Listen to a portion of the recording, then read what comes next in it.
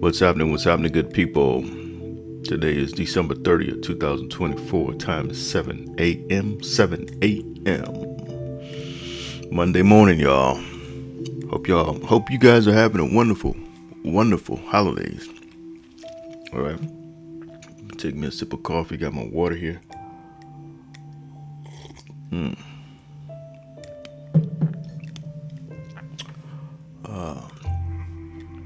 All right. Without further ado, I ain't scared of no gator, Jacob giggled. But if I saw a grizzly bear, I'd probably run all the way home like the Flash, leaving you standing right here.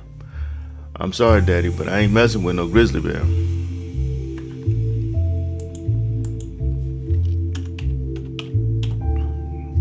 said Jacob. I'm gonna go ahead and make that black already, because we're moving on. Watching his son as he painted his words with animation, Henry pressed hard to contain laughter. To contain himself.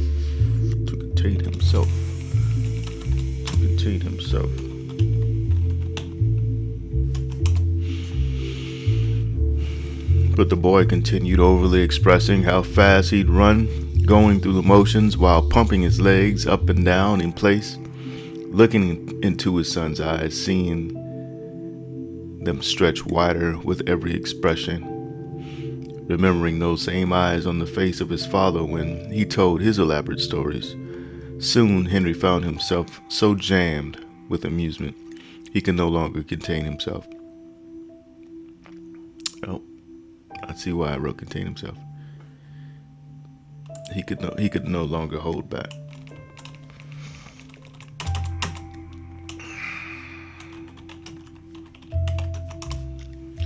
He could no longer hold back. He exploded with chuckles, hissing and spewing before coughing out laughter everywhere. And as he sniggered and hooted, his son continued to over-exaggerate, driving the stake deeper into his father's funny bone. Gasping, Henry bent with one hand on a knee. The other was, excuse me.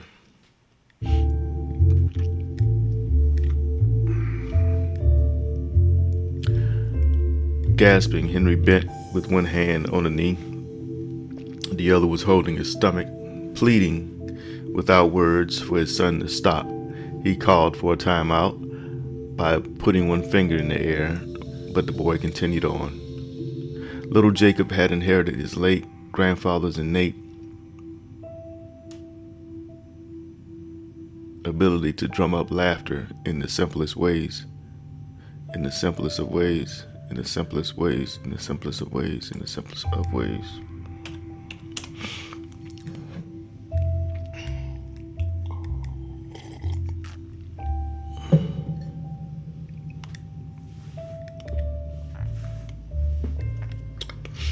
Little Jacob had inherited his late grandfather's innate ability to drum up laughter in the simplest of ways. He was a shark swimming in a sea of humor, and when he smelled blood,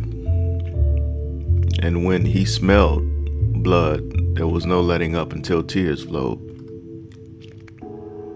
I'm telling you, Daddy, I'd run to the moon if I had to, the boy said.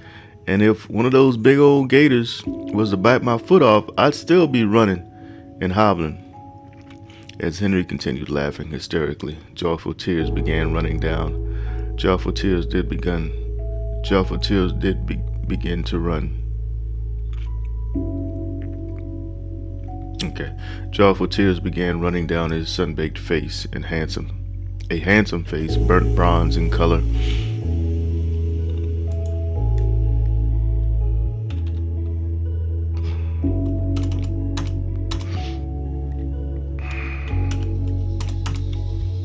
A handsome face, burnt bronze in color, a face, and I put that space there so you pause a little bit longer than a comma.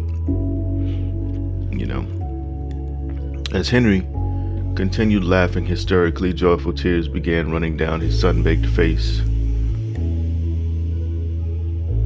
A handsome face, burnt bronze in color, a face that had seen so much in its 38 years. Soon the tears were like rivers traveling down smooth hills, streams that found his thick beard like an African delta. Oh, let's put some salt in there. Alright, soon the tears were like rivers traveling down smooth hills, salt streams, salty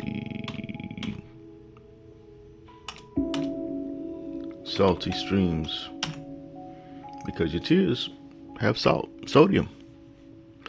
And the African Delta, or like any marshland here I live in South Carolina, so any marshland, it's salt. It was just a little light bulb that just went off.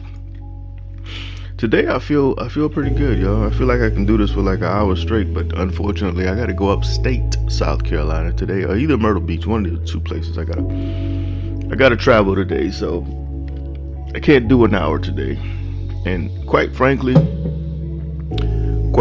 I hadn't been motivated enough to be on the story like I should be. And that's fine. With me, because I'm not doing this for a living. As a matter of fact, I hadn't made a dime off of writing in quite some time, because I'm not marketing. I'm not putting myself out there. Right now, I told you guys before, and I think the last video, I got a few things going on right now in my life that I gotta smooth out. I gotta put it on the iron board and put some heat and steam on it and iron out the wrinkles. But once those wrinkles are nice and ironed out and my uniform is nice and crisp, I will march forward once again and party. I think partying is very important. Or just being happy is very important.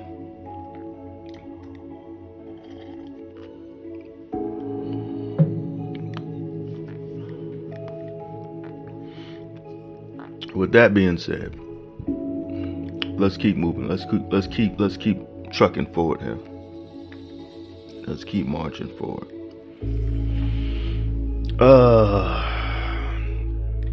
As Henry continued laughing hysterically, joyful tears began running down his sun-baked face, a handsome face, burnt bronze in color, a face that had seen so much in its 38 years. Soon the tears were like rivers traveling down smooth hills, salty streams that found his thick beard like an African delta. He was a slender man, standing average height. His body, all 160 pounds, was that of a lumberjack. Not a shred of fat, and with the back of a prized cotton picker, as well as a grip that could bring down a bodybuilder. His natural strength had been galvanized by climbing tree after tree for a living. But now he was there with his son, his only son, his focus at the moment.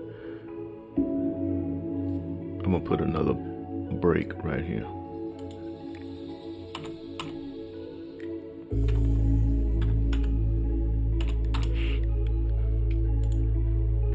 But now he was there with his son, his only son, his focus at the moment, not the years lost or the time he'd never get back. Though fixated on spending very valuable time with his boy, his attention was being carried away by the powerful current of humor as Jacob continued with his antics. Out of breath, he gave a gasp before saying, "Boy, if there was any critters near this pond, there ain't none now. All that racket you making. I'll be surprised if the fish ain't packed up and leave." Biting his bottom lip to prevent smiling, the amused man was doing his best to keep his composure as he looked down at his 10-year-old son with what was meant to be a frown on his face.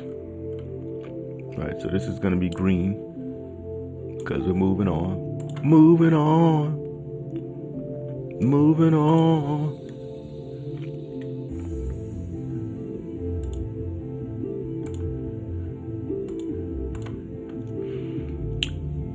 Now, Jake, he said in a strong whisper, you gotta learn how to control that. You can't be out here in nature acting a fool.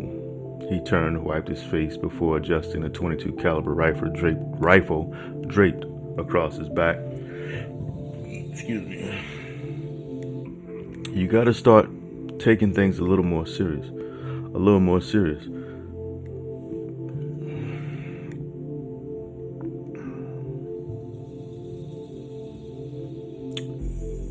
You gotta start taking things a little more serious. What if there was a coon sleeping in the bushes?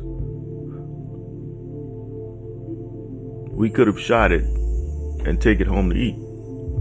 One day you'll be a man. Maybe then you'll see. As the mood fell, Jacob mumbled to himself, "Mama ain't cooking no coon." "What was that?" his father asked. "Oh, nothing. I didn't say nothing," said the boy, standing there looking over the rippling water as the smiling sun cascaded over little swells that resembled flashing mirrors. Henry's thoughts traveled back to a few days prior when him and his two friends Shug and Lupe had taken a trip to Shug's liquor still, which was hidden not far from the waterhole. Shug had concocted a new batch of moonshine. This time he'd added a handful of raisins. That day was similar to the present day, and as the men were walking, Henry's friend and fellow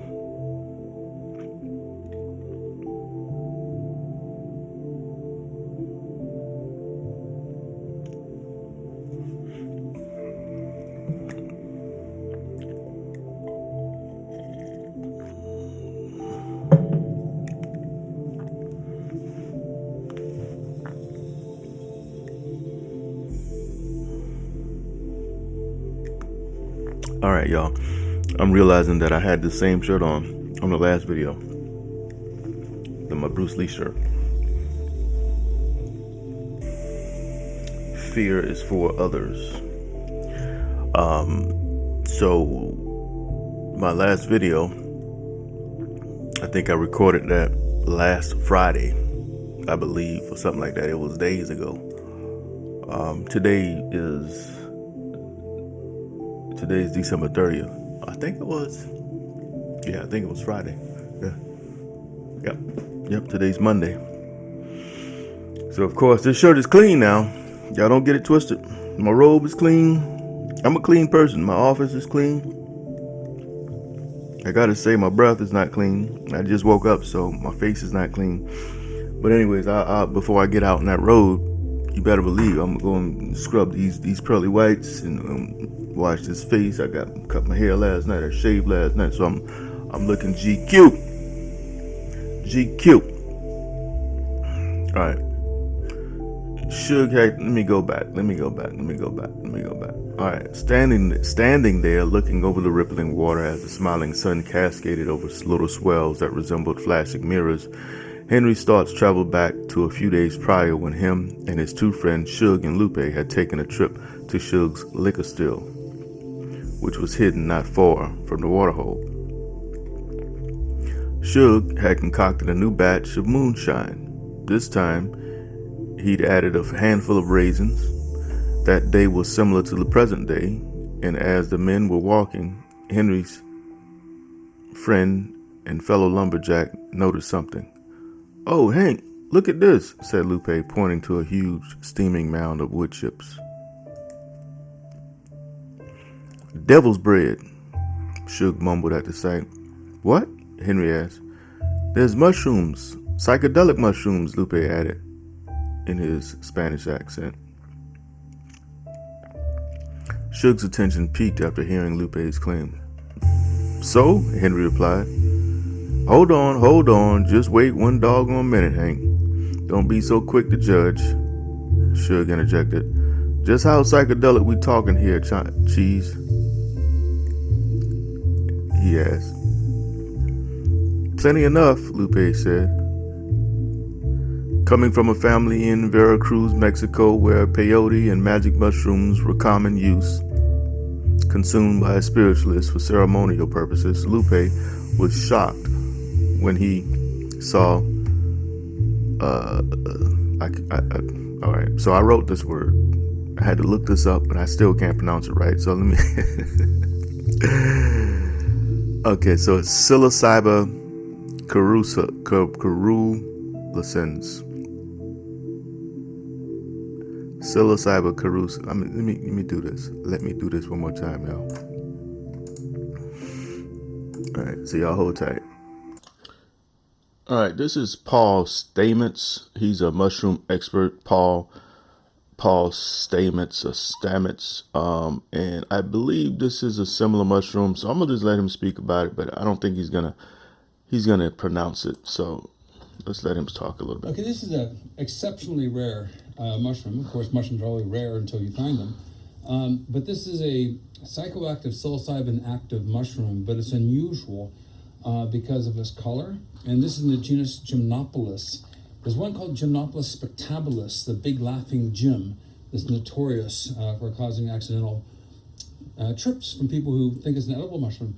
But this one's called Gymnopolis luteofolius, and it grows in wood chips, and it bruises a little bit bluish on the bottom of the stem, sometimes on the cap, bluish green.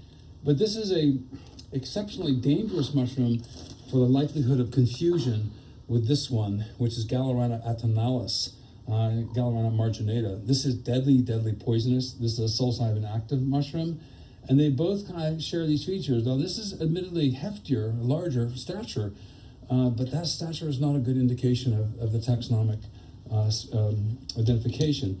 So this one's deadly poisonous. This one's a magic mushroom. They both have kind of rusty brown spores. Most of the psilocybin mushrooms have purple-brown spores. They're easier to identify. But I caution everyone, as a matter of public safety, you really should, you can observe these mushrooms, you can touch them, but I really encourage people not to ingest them. The likelihood of somebody being an eager beaver to collect these together, which they can co-occur, the same wood chips, is very, very high. So be careful, but have fun. Okay, here it is bruising bluish green. That's indicative of psilocybin breaking down the psilocin. It's called the dephosphorylation of psilocybin into psilocin, and then it further degrades into a blue pigment. So it's not very strong, but it is there. I think you pronounced it just now. I think you pronounced the word. Anyways, let me get back to the story. I am not a mushroom expert. I do not claim to be an expert of ingestion of mushrooms. I've never done mushrooms in my life. Never. Not that I can remember. No. I've never done mushrooms, so I don't. So this is a completely experimental. I'll have to reach out to some mushroom experts, to see what the effects really are. But there's enough information on YouTube and Google. Like, you can actually see people taking mushrooms and tripping afterwards, and then they'll explain exactly how the trip went and all that stuff. So let me get back to the story, though. Y'all hold tight. All right, here we go. All right, coming from a family in Veracruz, Mexico, where peyote and magic mushrooms were common use, consumed by spiritualists for ceremonial purposes, Lupe was shocked when he saw Psilocybe carusilans, also known as landslide mushrooms. And I may change that. Later. I don't know, y'all. Anyways, listening to Lupe explain the effects of the drug, Suge had an idea. Using Lupe's expertise, he picked a handful and placed them in a pouch. Earlier in the year, Suge had given his son, Frederick, a few gallons of corn liquor while he was visiting from New Jersey. Soon the visits increased, along with a demand for more product. Being the person he was, his son saw it as an opportunity to get rich quick, regardless of who was involved in the scheme. Sometime around visit 3, Suge remembered Jason saying something about the liquor being so good. Jason, no. His name is not Jason. Who's Jason? Why did I change the name to Jason? This is why you got to go back.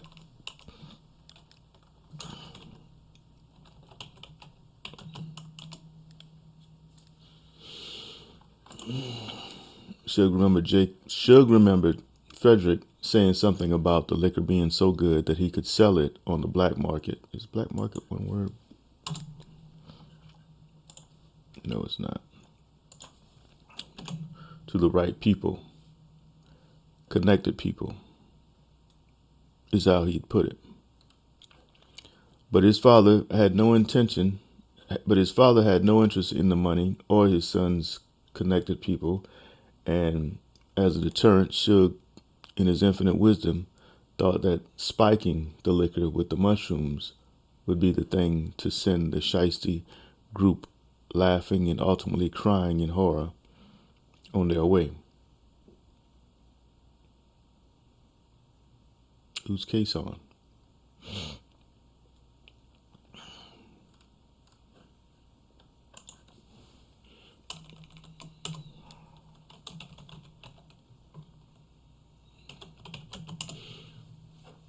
According to Frederick, the Northerners loved his stuff and wanted more. Money swapped hands, more money than expected, as a bonus from the family, and it wasn't long before. Oh my goodness, how many times I gotta see how many times. Let me see. I gotta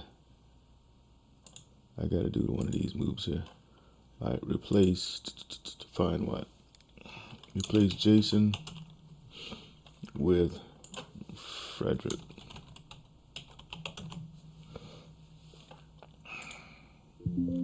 $39 times. Oh my God. Oh my God. Okay, let's hopefully that worked. I didn't see how fast how fast we forget. Okay. So, according to Frederick, the Northerners loved his stuff and wanted more. Money swapped hands, more money than expected. As a bonus from the family, and it wasn't long before Frederick owed more product than his father could make. He became indebted to the Bianchi family, an old Italian New Jersey crime syndicate. They needed a new batch. Apple pie was their favorite flavor and apple pie was what they wanted according to. Didn't I just change this? All right, I gotta change case on too. Oh my goodness, man. These are the things that writers. Oh my goodness.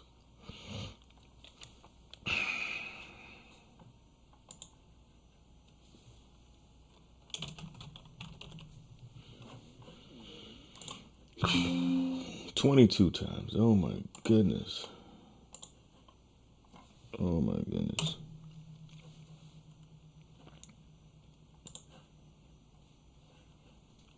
New Jersey crime syndicate. They needed a new batch. Apple pie was their favorite flavor, and apple pie was what they wanted according to Frederick.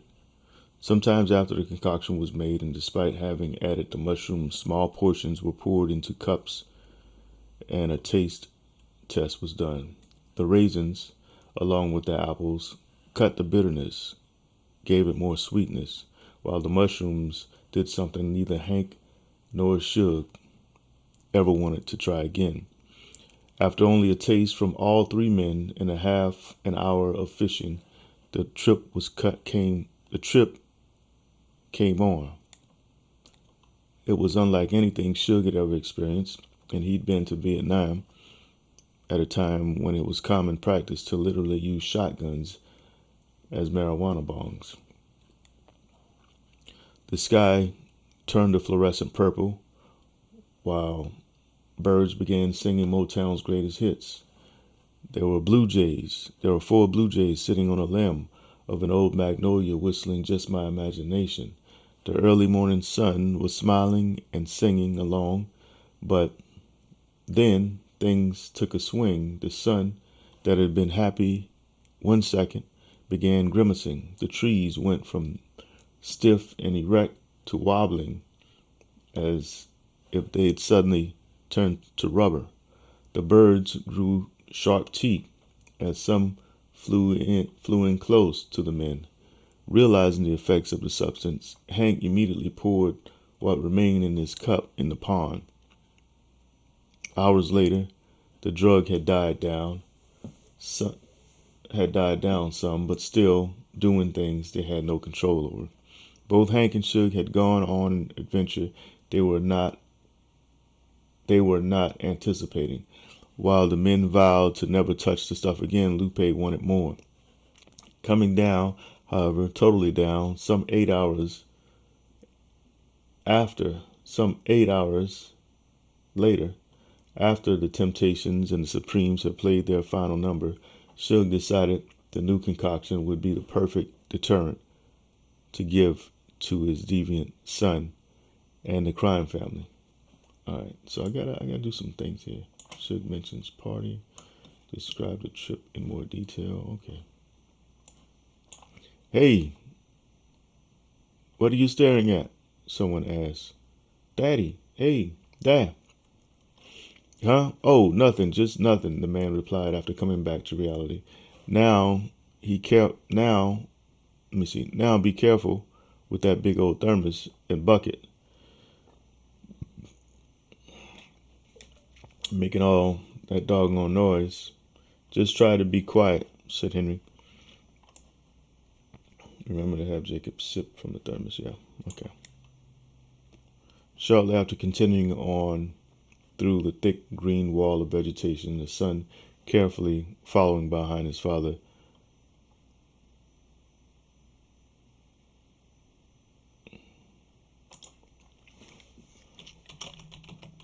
taking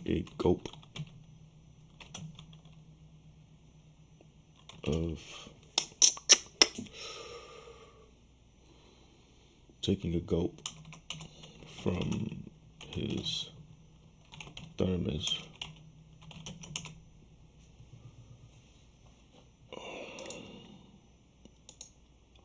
Just my imagination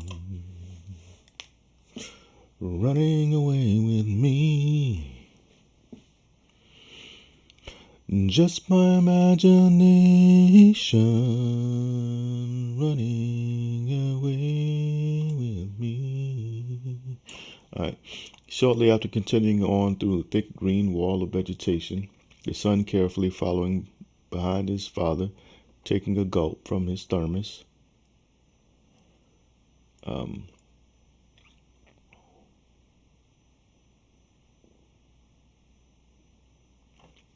The son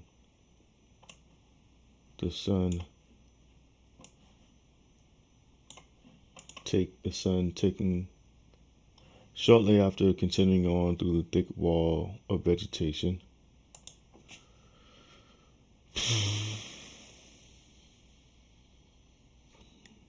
Jacob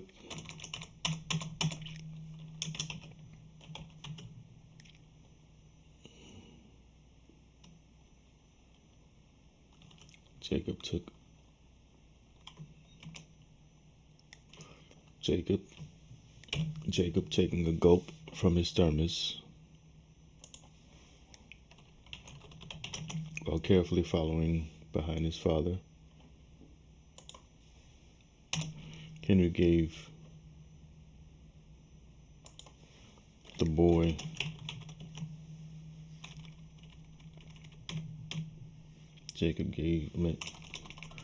Henry gave his son the sign to stop, turning to face his son.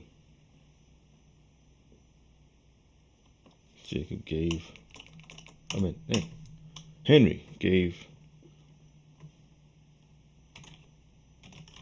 the boy the sign to stop, turning to face his son. The man whispered, "Gator in the pond." He pointed to a section next to the path.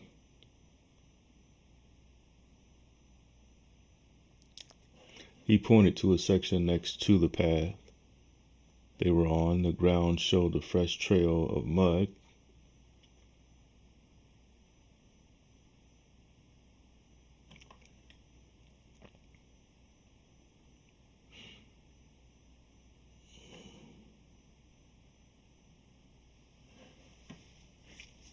He pointed to a section next to the path they were on.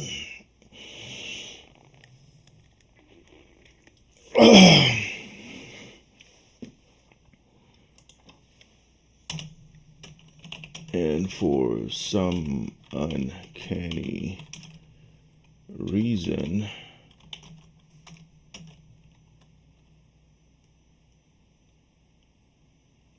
Jacob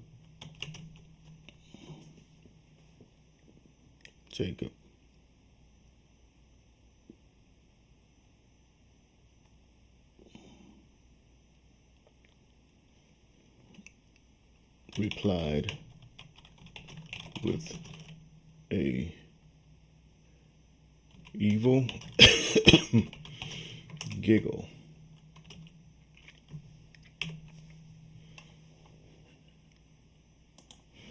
With an evil giggle. I don't want to say evil. I want to say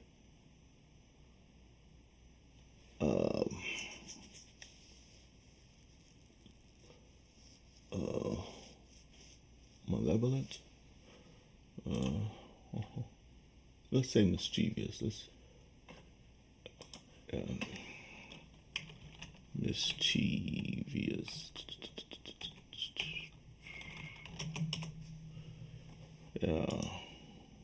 Mischievous giggle.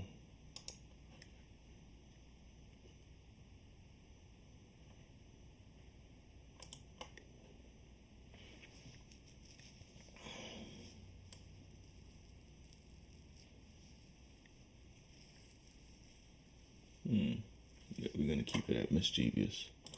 A mischievous giggle. It's a little vague, but that's what we need, right? Anyways. Oh, it's been 31 minutes, y'all.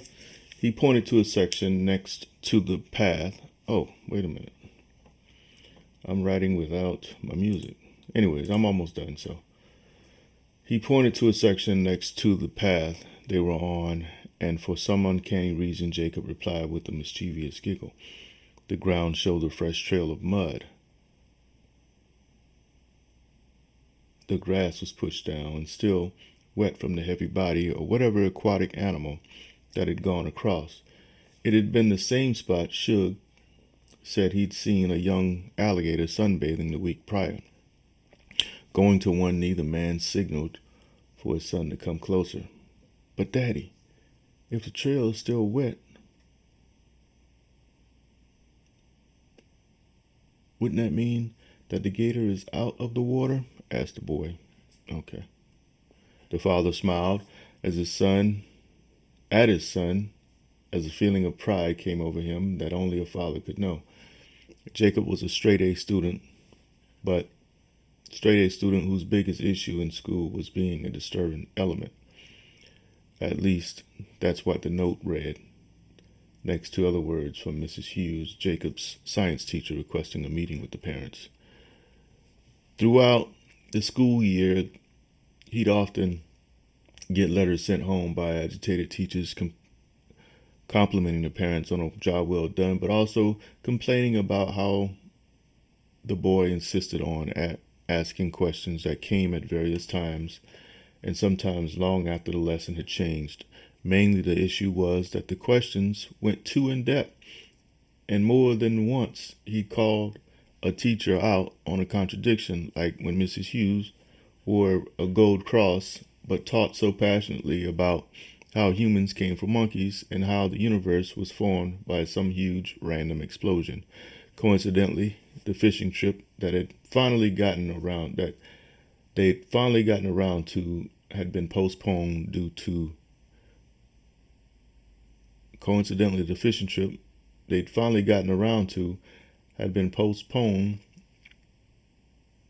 several times.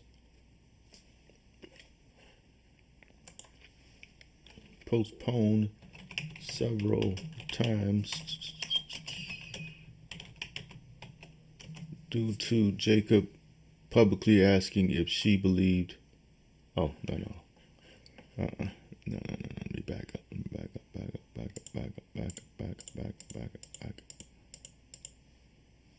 Too far.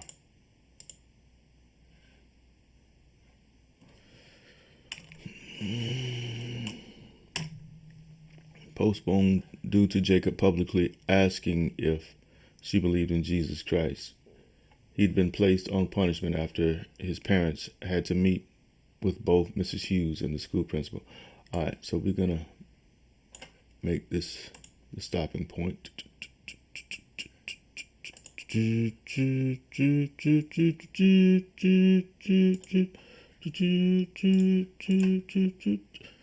Flashlight. All right. Oh, wow. Where's the green at? Goodness gracious, I made it pretty far down there. All right, y'all, we're still working on this. So, spent 35 minutes. Thank you all for stopping by. This is Anthony L. Kelly. Hit that like, subscribe, share, comment, leave a comment, share this video, like this video. Till next time, I'm out.